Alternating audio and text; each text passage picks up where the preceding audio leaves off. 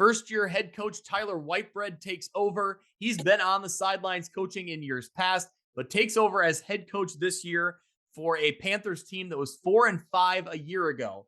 The biggest thing Coach Whitebread was looking for in this offseason, leadership. From our seniors last year, he said they did a great job of leading us on and off the field, but this will be the first opportunity for this next crop of seniors to really lead the way, which is exciting. So he said a lot of these guys are really kind of waiting their opportunity to be that leader. So this is their season for that.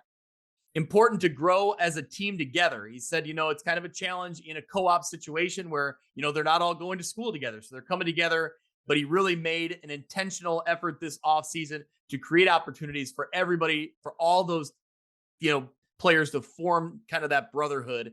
So interesting to see how this program develops and under Coach Whitebread now taking over as the head coach. Yeah. So, in this team, you're going to see a lot of new faces, but where you won't see that is on the offensive line. I think Coach Whitebread thinks that'll be a strength for them for the most part. The entire group started every game last season together. So the experience is certainly there. The experience is also on the other side of the ball for the linebacking crew. They can hit, they can run fast. Certainly that's a great combination you want to have on your defense. But when you have players like that and units like that, having having that familiarity with each other, having that continuity, right? Having that trust, that can go a long ways. Things like that, can sometimes overcome skill. And not to say that the Panthers are not skilled. I don't mean it like that. I just mean when you have units like that play together, that are used to one another, it really, really can make that defense play and offensive line play really, really well.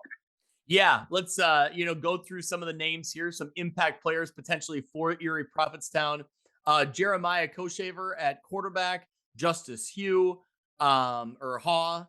You also have Dimitri Larson at running back, Frankie Bershaw at wide receiver, Luke Otten at linebacker, Zeb Wicks at linebacker, and Amen Barron at linebacker, and Jack Hockaday at defensive tackle. So some players to watch there.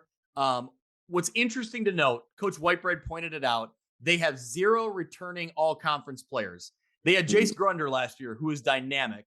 Right. But he says that they have 0 returning all-conference players. He said that's not something they're afraid to mention, and he doesn't think it defines his returning players.